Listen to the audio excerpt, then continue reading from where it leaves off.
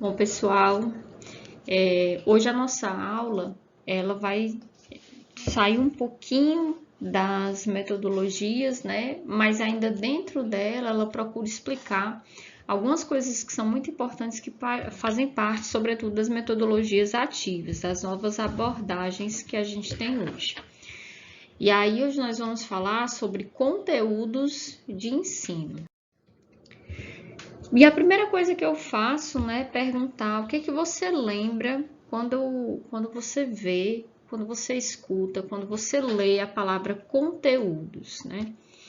No geral, quando a gente se refere a conteúdos, a gente sempre lembra de algo relacionado a tópicos, a temas, a teorias, a conceitos. E geralmente está associado a disciplinas, né? A disciplinas, a matéria de estudo, ou o que quer que seja, né? Mas está dentro desse contexto. Então, no nosso senso comum, ele se refere a conceitos ou fatos que, no geral, é a escola que transmite, ou a escola ou a universidade, né? As instituições de ensino estão muito relacionadas com conteúdos, né? E aí eles são a base de quê? Para a manifestação prática de um determinado conhecimento.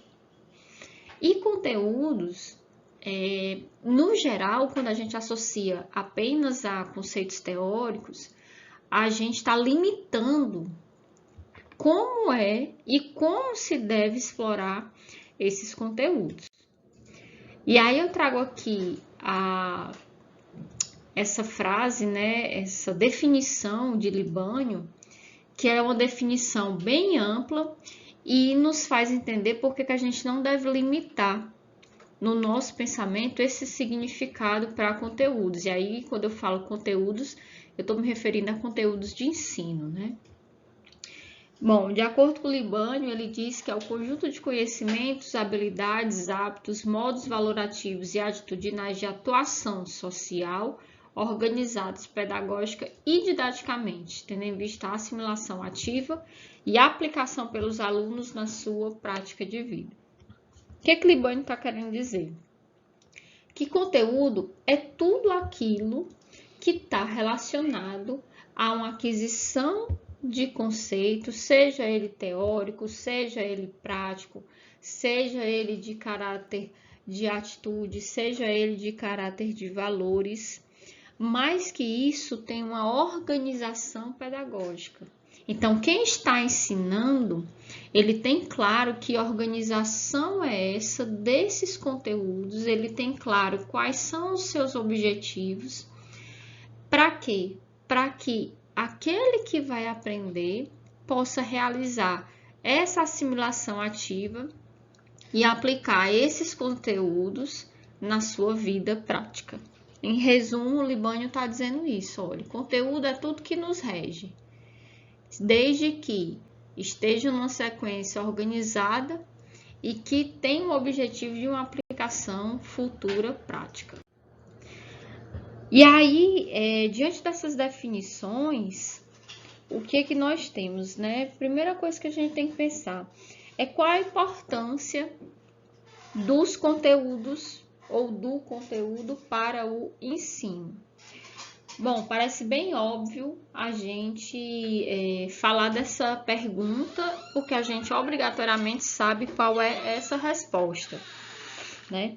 E, obviamente, por que é importante? Porque é aquilo que eu vou ensinar. Mas o que é que eu vou ensinar? De que forma eu vou ensinar? Com qual objetivo? Então, todas essas perguntas posteriores, estão implicadas na primeira, que é quando ele relaciona essa importância do conteúdo para o ensino. E aí, quando a gente seleciona os conteúdos, que não é apenas, né, uma lista de conceitos que o professor vai ou deve transmitir, mas também ele está falando que vai além dos conhecimentos, como habilidades e atitudes que se pretende ensinar.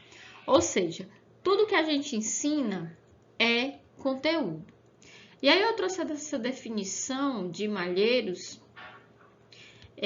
que ele divide os conteúdos de uma forma geral, em 3 subdivisões: a de conhecimentos, a de habilidades e atitudes. Conhecimento, o autor define que é a abstração de uma ideia e sua incorporação mental por uma pessoa. Isso é você entender, né? Abstrair, adquirir, incorporar mentalmente, cognitivamente uma determinada ideia. Para as habilidades, ele define que a destreza para a execução de uma determinada atividade, ou seja, né? É você executar algo, é uma ação. A habilidade implica uma ação. E atitudes é a forma como uma pessoa se posiciona diante de uma determinada questão. Então, é um posicionamento pessoal, né? Como que essa pessoa ela reage diante de algo que aconteceu. Então, os conteúdos que a gente sempre está acostumado, ou geralmente está acostumado a associar com conceitos, na verdade são muito mais amplos do que a gente imagina, né? E aí, trazer essa amplitude para dentro da nossa sala de aula, para dentro do nosso fazer pedagógico, é isso que a gente vai ver aqui. A gente vai conhecer o que são esses conteúdos, o que eles implicam, e a gente vai discutir como trazer eles para a nossa prática. Bom, e aí, quando a gente fala de conhecimento, de capacidade e de atitude, obrigatoriamente a gente está falando de outros verbos, né? Então, quando se fala do conhecimento, a gente está relacionando com o saber. Né? Conhecer é o saber. O que é que você sabe? O que é que você conhece? Quando a gente fala de capacidade, a gente vai além do saber, é o executar, é o saber fazer. E a atitude implica o querer fazer. Então, esses 3 conteúdos, eles estão extremamente relacionados nessa tríade. E eles convergem num determinado ponto, como a gente observa aqui, né? Tem aí, digamos que, um ponto de interseção.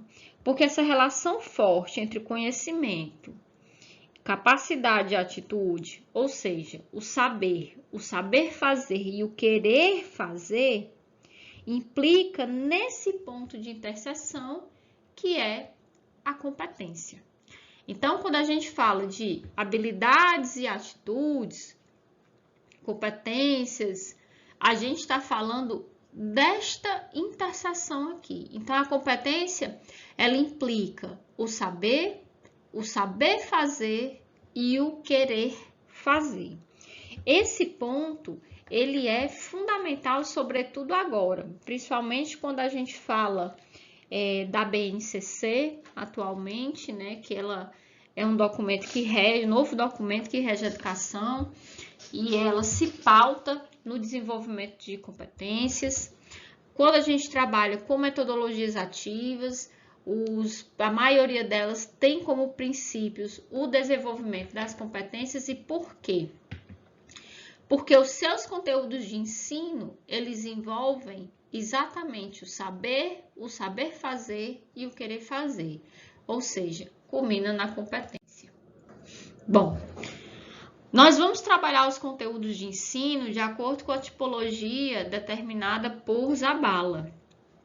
E aí ele diz o seguinte, que essa ascensão do ensino baseado no desenvolvimento das competências se deu principalmente por causa de 3 fatores. E esses fatores são esses aqui. O primeiro que ele elenca é mudanças na universidade. E aí, assim, quando a gente fala em mudança na universidade, ela é tida como um meio extremamente tradicional, pouco dado a inovações, mas o que a gente percebe é que, mesmo que a passos considerados um pouco lentos, as universidades e a universidade como um todo, ela vem se replanejando, tanto na sua forma estrutural como na sua forma conceitual e de conteúdos.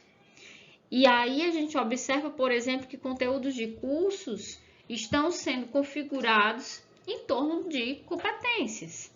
E isso acarreta muitas mudanças no sistema escolar, porque no geral, e isso pode ser um problema, eu acredito que é um problema, a escola se molda a partir daquilo que a universidade determina. E aí, se ela se molda a partir daquilo que a universidade determina, se a universidade muda, a escola também muda, mesmo que a passos lentos. Mas uma coisa, uma implica na outra. O segundo motivo que Zabala elenca é com relação à funcionalidade das aprendizagens. Ou seja, né, a aprendizagem ela tem que ser funcional, ela não deve ser apenas para passar no vestibular ou para que um determinado aluno utilize aquele conhecimento num curso específico. Mas existe uma pressão social para que se funcionalize essa aprendizagem. Isso se deu a partir de quê? Da constatação de que boa parte das pessoas que são escolarizadas, ela é incapaz de utilizar os seus conhecimentos em determinadas situações ou problemas que faz com que houvesse a necessidade de revisar esses conceitos, ou seja, ele aprendeu determinada coisa, mas ele não consegue aplicar esse conceito em outro contexto. Isso fez com que houvesse a necessidade de revisar como estão sendo essas aprendizagens. Daí o advento, né, de alguns anos para cá, das metodologias ativas, por conta dessa desconexão aparente entre teoria e prática. O terceiro motivo que o autor elenca é a função social do ensino, né? E aí esse com certeza é o motivo mais importante. Porque a escola ela não pode ser um lugar de reprodução, seja de reprodução de conceitos, seja de reprodução de procedimentos, seja de reprodução de atitudes, mas a escola não pode ser um lugar de reprodução, sobretudo de desigualdade social. Não se pode ensinar apenas pensando nos alunos que vão para a universidade. Não se pode pensar apenas nesses alunos que querem chegar, porque tem aluno que não vai querer, tem aluno que não vai poder. E a gente geralmente molda o nosso ensinar para aquele aluno que vai para a universidade e esquece aquele outro aluno que não tem esse objetivo. Então, quando a gente trabalha dessa forma, a gente está reproduzindo as desigualdades sociais que a gente vê lá fora, dentro da escola. Então, a função social do ensino, ela tem como caráter principal diminuir, minimizar ou dirimir essas desigualdades sociais. Então, é preciso pensar em contextos de ensino em que esse conteúdo ele pode ser, de fato, útil para a vida pessoal, social e profissional do aluno, independente se aquele aluno ele vai ou não para a universidade. Então, a escola ela precisa formar em todas as competências que são fundamentais para o desenvolvimento do aluno, seja no campo pessoal, seja no campo social e até profissional. Bom, Zabala, ele faz no livro dele, ele faz um apanhado de vários conceitos acerca de competência e ele elabora um conceito que eu trouxe para cá. E aí ele diz que é a capacidade, ou seja, está relacionado a quê, né? Capacidade ou habilidade, é um domínio, uma aptidão para realizar tarefas ou atuar, né? E aí realizar tarefas para quê, né? Para assumir um determinado papel, uma ocupação, realizar ações, participar, né, na vida social, política. Então, para realizar tarefas ou atuar frente a situações diversas de forma eficaz. Ou seja, de que forma? Tem que ser desta maneira, uma capacidade efetiva, uma capacidade eficaz para trazer resultados e exercer esses resultados de modo concreto em um determinado contexto, ou seja, né, onde a atividade ela é identificada em um contexto determinado, determinada situação. Então, a competência nessa primeira frase ela é definida como isso, né? Essa capacidade para executar determinadas ações diante de situações diversas, mas que seja eficaz e num determinado contexto. E ele complementa dizendo que é necessário mobilizar atitudes, habilidades e conhecimentos, ou seja, né, por meio de quê? Né? Quais são os recursos cognitivos? Quais são os conhecimentos? Quais são as habilidades? Então, é necessário mobilizar essas atitudes, habilidades e conhecimentos ao mesmo tempo e de forma interrelacionada, ou seja, de forma integrada, orquestrada. Então, essa é um conceito muito amplo do autor e que está de acordo com tudo que a gente tem visto agora e que se relaciona muito bem com os princípios das metodologias ativas. Bom, e aí pensar em capacidades, né? Pensar em competência, a gente vem para a seguinte questão: qual é o papel dos objetivos educacionais? Né? Quais são os objetivos que a gente tem enquanto ensinar determinado conteúdo? Qual é o papel desses objetivos? Então, até hoje, o que nós temos? Uma priorização das capacidades cognitivas. O que é isso? Até hoje, o papel atribuído ao ensino, ele prioriza essas capacidades cognitivas, ou seja, né, o pensar, o intelecto, né? Mas nem todas, e dentro dessas capacidades, nem todas são priorizadas, porque só aquelas que são consideradas as mais importantes, que são relativas àquelas disciplinas ou matérias mais importantes, é que muitas vezes são priorizadas na escola. Então, a gente tem que pensar nas capacidades que se deseja desenvolver nos alunos, ou seja, os objetivos educacionais, eles têm que estar traçados de forma com que se pense o que o aluno pode ser capaz, o que o aluno deve ser capaz ao ensinar determinado conceito, ao dar determinado conteúdo. O que ele deve ser capaz ao final disso? Então, essa deve ser a pergunta. E para isso, é preciso ter objetivos muito claros, porque esse é o ponto de partida. Educar de forma integral para formar cidadãos com essas capacidades que a gente chama de amplificada e não isoladas. Para isso, é preciso saber quais são os fatores que implicam no desenvolvimento dos alunos, seja de forma positiva ou de forma negativa, né? E daí a necessidade da reflexão da nossa prática. Os conteúdos de aprendizagem, eles não podem ser reduzidos às disciplinas.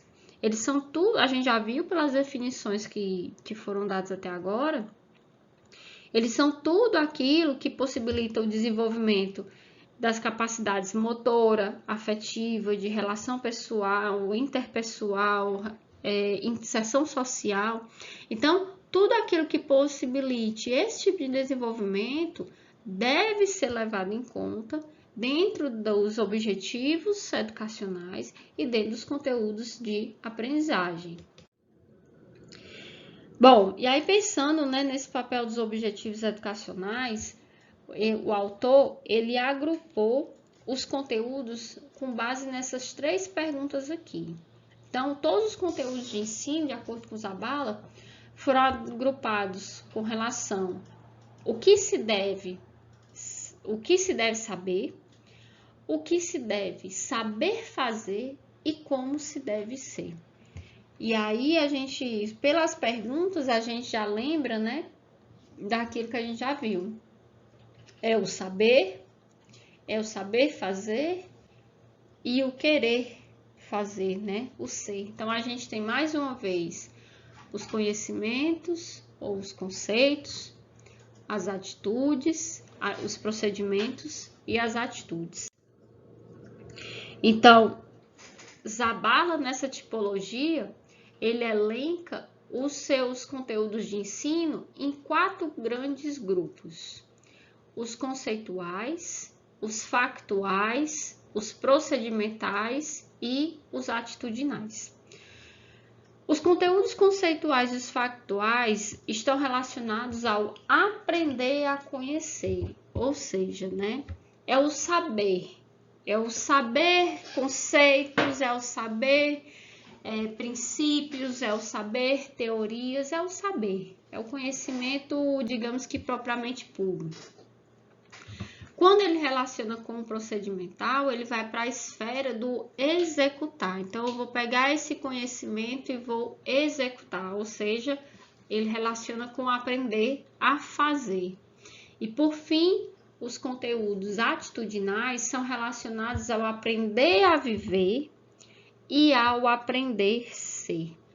Então, esses 4 conteúdos que Zabala elenca aqui, os 4 tipos de conteúdos de ensino, estão estritamente relacionados entre si, se referem a habilidades, né, diferentes, mas que se interrelacionam.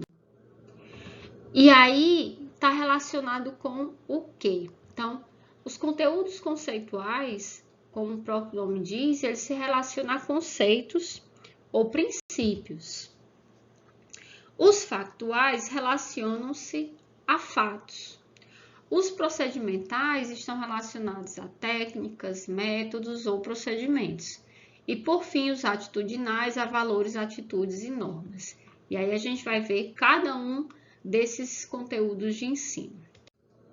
Vamos começar pelos factuais. Então, como eu já disse anteriormente, ele diz respeito ao conhecimento dos fatos. O que é fato? Geralmente a gente lembra de algo histórico, né? Então, fatos, acontecimentos, situações, dados, fenômenos, tudo isso está dentro de fatos, dos conteúdos factuais. Então, se a gente trabalha, por exemplo, a conquista de um território, se você fala da valência de um elemento químico, sem atribuir aquelas explicações com base nas teorias atomísticas, os nomes de moléculas, códigos, nomenclaturas. Então, tudo isso são conteúdos factuais. E pode ser que não seja necessário a compreensão desse conteúdo factual para a sua aprendizagem. Por quê? Porque nem sempre é possível ou é necessário um aluno para aprender um determinado fato histórico, ele precisa compreender o que aconteceu antes ou depois, né? E aqui entra muito aqueles conteúdos que podem ser memorizados, né? Aqui os autores falam muito disso. Mas como é que a gente identifica que um aluno ele aprendeu um conteúdo factual, né? Geralmente isso se dá através da reprodução, muitas vezes de forma literal, daquele conteúdo, tá? Então é um conhecimento que muitas vezes ele é indispensável, obviamente, para a compreensão da maioria das informações da nossa vida cotidiana, mas muitas vezes ele não está associado com a compreensão. E aí considera que o aluno aprendeu um fato quando ele reproduz ou literalmente ou quase que literalmente esse fato. Na maioria das vezes, a compreensão do conteúdo não é nem necessária, como eu já falei, né? Porque muitas vezes esse caráter é arbitrário. Então, quando foi a independência do Brasil? Foi naquela data.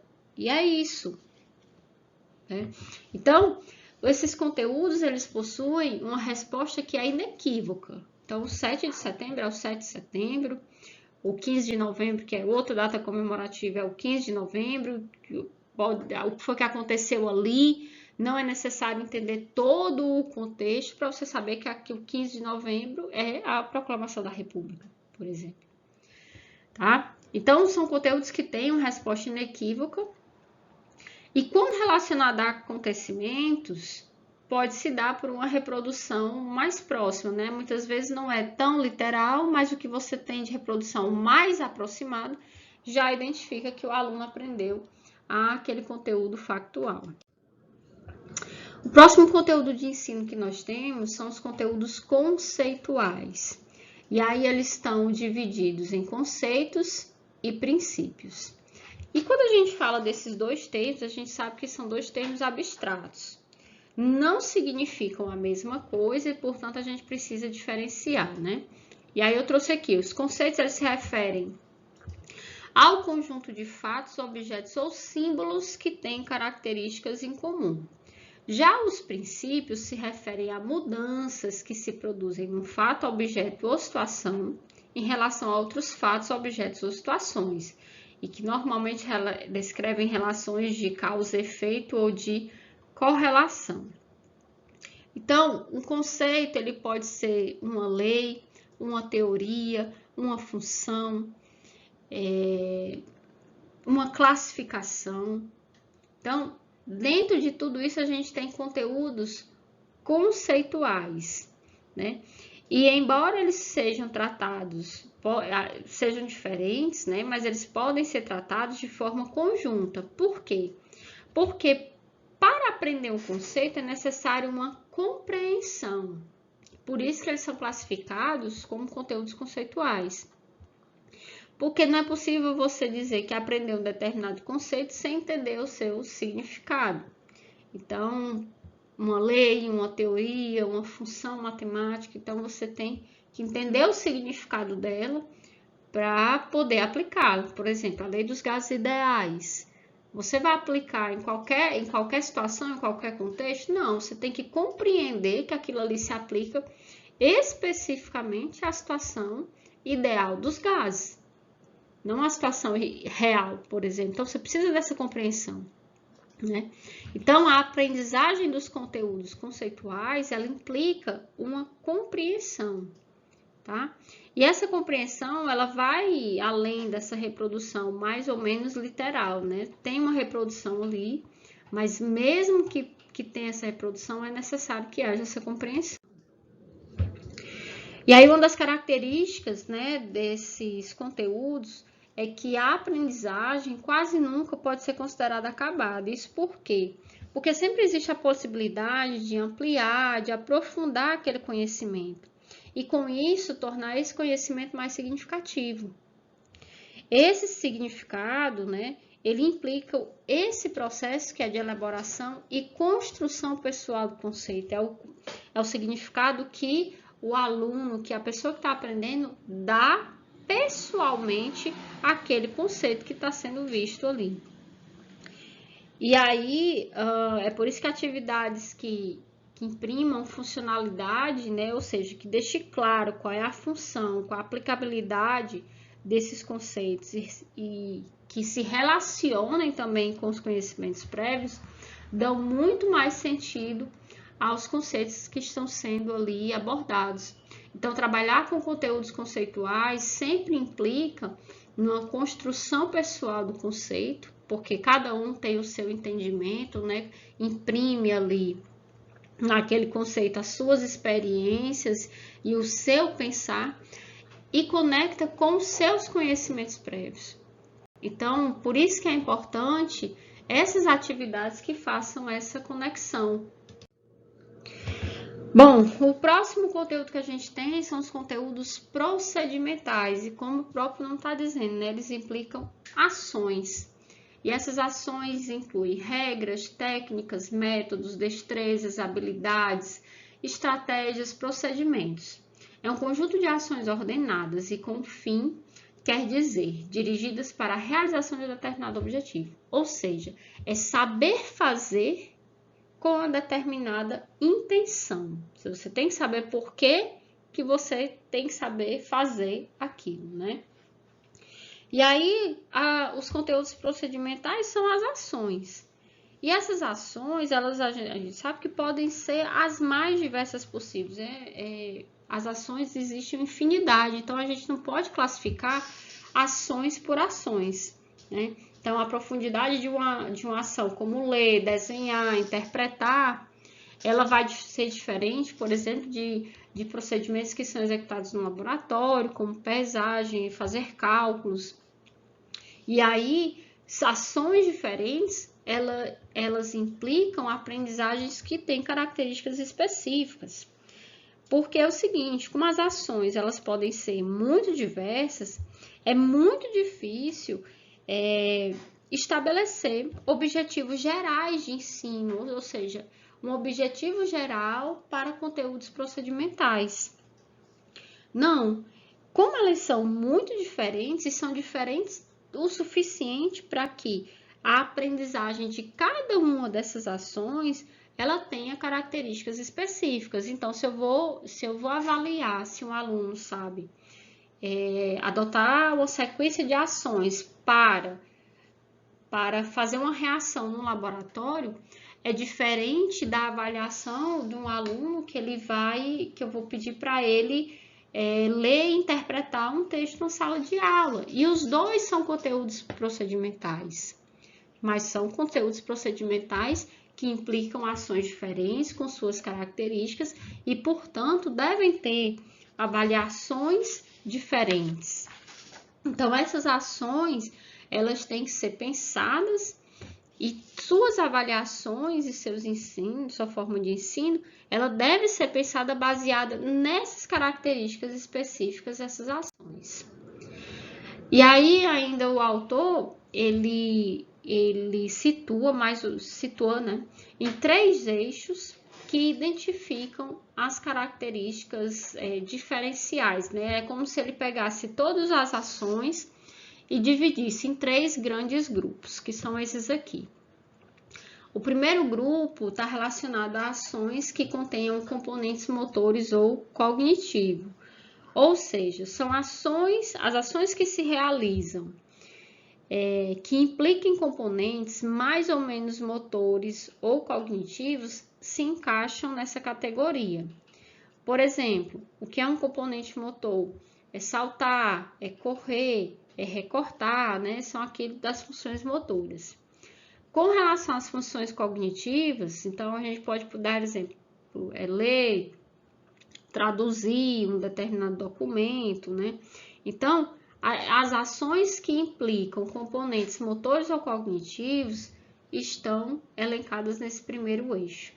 No segundo eixo, está relacionado ao número de ações, ou seja, existem conteúdos procedimentais que estão relacionados a poucas ações ou a múltiplas ações. Então, são conteúdos que são compostos por uma sequência de ações.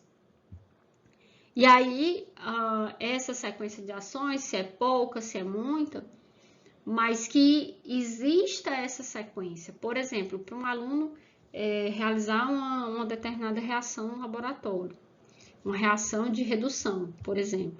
Então, qual é a sequência de ações que ele tem que desenvolver? Então, quais são o número de ações? Ele precisa pesar quantas vezes?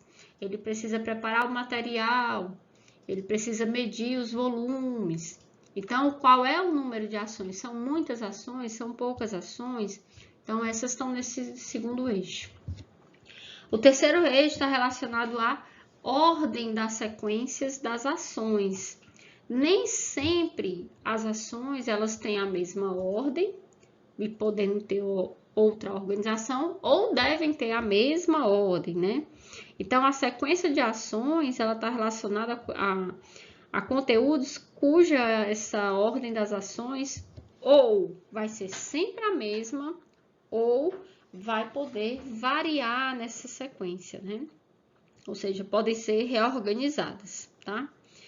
E assim, o fato de um conteúdo pertencer a um ou outro eixo determina quais são as peculiaridades da aprendizagem. Então, se você sabe que um conteúdo procedimental está dentro desse eixo, então você vai saber quais são as características principais, quais são as particularidades dessas ações que devem ser avaliadas. Se você está com um conteúdo procedimental que leva em conta a ordem da sequência das ações, então você sabe que características principais está elencado ali para saber se aquele aluno ele adquiriu esses conteúdos procedimentais. Ainda dentro dos conteúdos procedimentais, e aí falando de aprendizagem, os autores ainda dizem o seguinte, né, que a aprendizagem desses conteúdos implica esses quatro pilares aqui, né? Começando por realizar ações, e isso é óbvio. Você aprende algo, você aprende a fazer algo fazendo, né? Então, é a prática.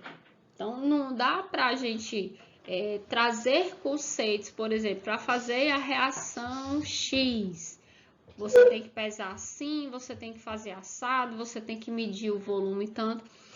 Então, ao invés de memorizar esses passos, é muito melhor e é muito mais eficaz executar, é fazer, realizar as ações.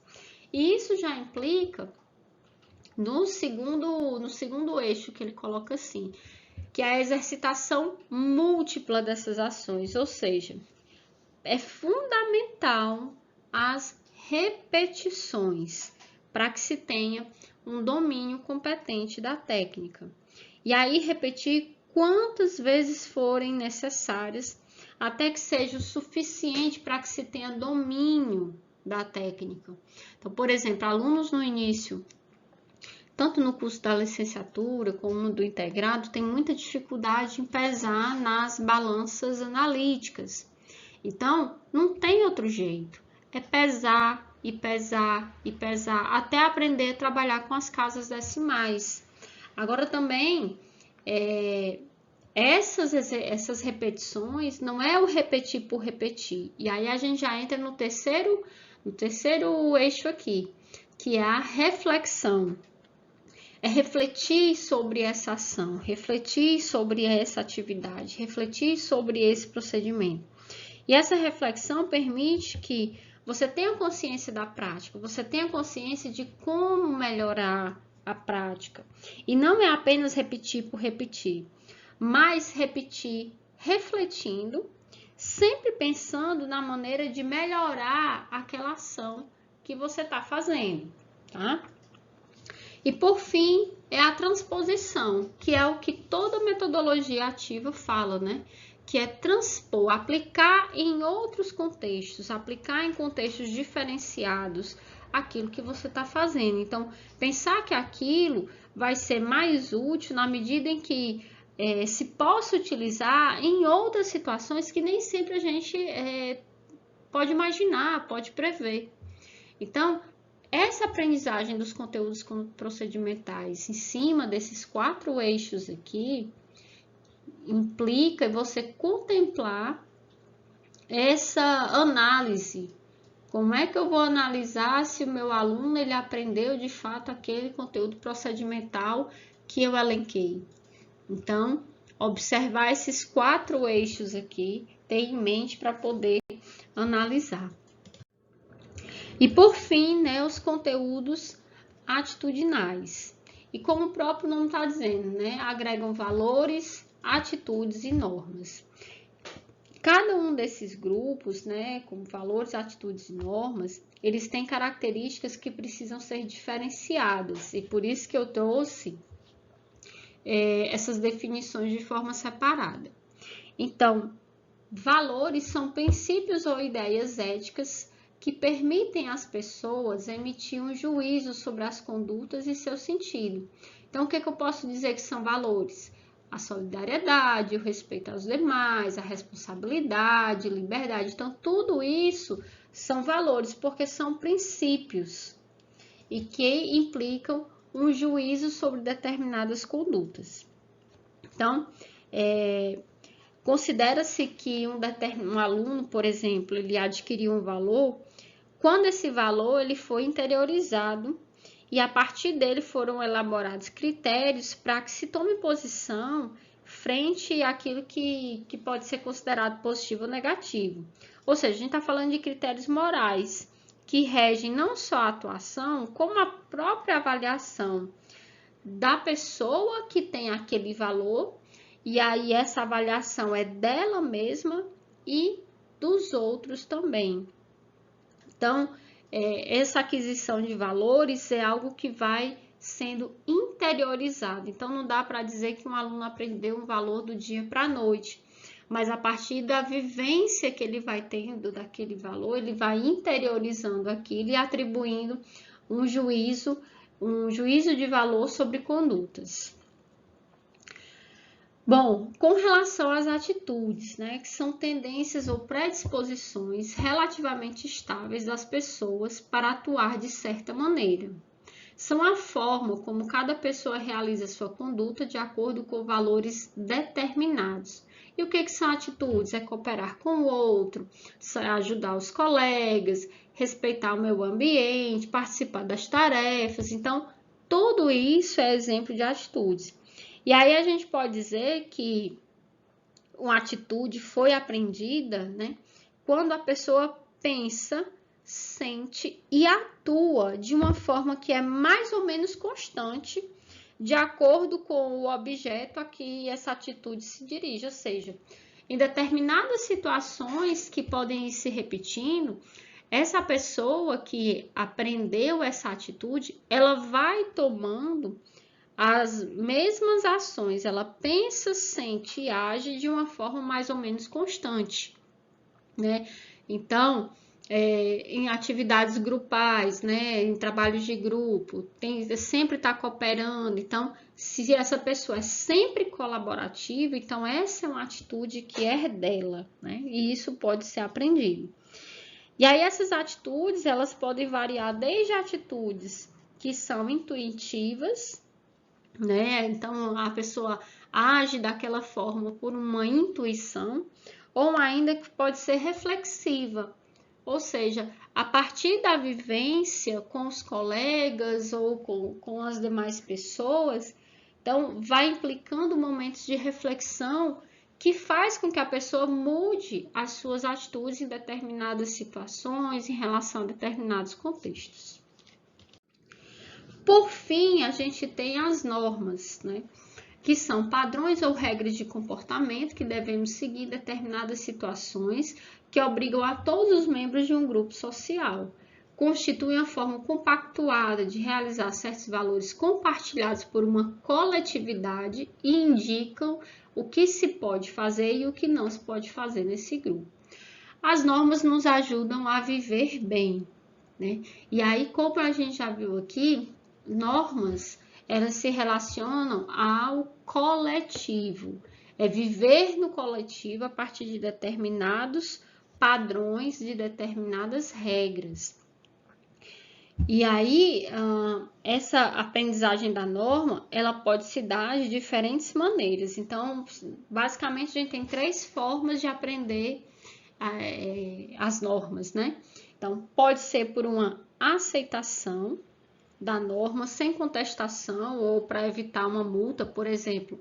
Tem pessoas que não concordam com o uso da máscara agora na pandemia, mas usa porque não quer ser multado ou enfim, né? Simplesmente aceita, às vezes não sabe nem porquê, mas simplesmente aceita e concorda. A próxima maneira é quando existe, digamos que uma conformidade que implica uma reflexão sobre o seu significado. Então, ainda dentro desse contexto da pandemia, eu uso máscara para me proteger e proteger os demais. Então, eu entendo o que está acontecendo, existe todo um significado para o uso da máscara. Então, para me proteger e proteger os demais, eu tenho que usar a máscara, é uma norma. E, por fim, existe a aprendizagem na norma quando ela é interiorizada e aceita como regra básica de funcionamento da coletividade. E, para mim, um exemplo mais atual é vacinas. Vacina é um pacto coletivo. Então, eu não posso dizer não vou me vacinar, porque se eu disser isso, eu estou desprotegendo um amigo, um parente, um vizinho ou até mesmo um desconhecido. Vacinação é um pacto coletivo de saúde pública. Implica em mim, implica em você, implica em todos. Então, essa é uma norma de conduta. Todos devemos nos vacinar. E aí foi só um exemplo. Então, a aprendizagem dos conteúdos atitudinais, elas nem sempre implicam em normas muito próximas ou muito divergentes, mas se relacionam sempre pelas definições que a gente viu. Essas aprendizagens estão sempre relacionadas a algum componente afetivo, cognitivo ou condutual, ou seja, está relacionado às nossas emoções, ao nosso conhecimento e às nossas condutas. Conteúdos atitudinais são os menos contemplados, sobretudo nas disciplinas como química, como física, porque parece que não são vistos como conteúdos importantes, né? E muito pelo contrário, principalmente com o advento das metodologias ativas, que se tem como competências o trabalhar em grupo, o saber trabalhar de forma colaborativa e não mais isolado. Então, a gente tem que trabalhar muito os conteúdos atitudinais. Bom, essas foram as referências que eu utilizei, e aí na aula a gente trabalha mais esses conteúdos.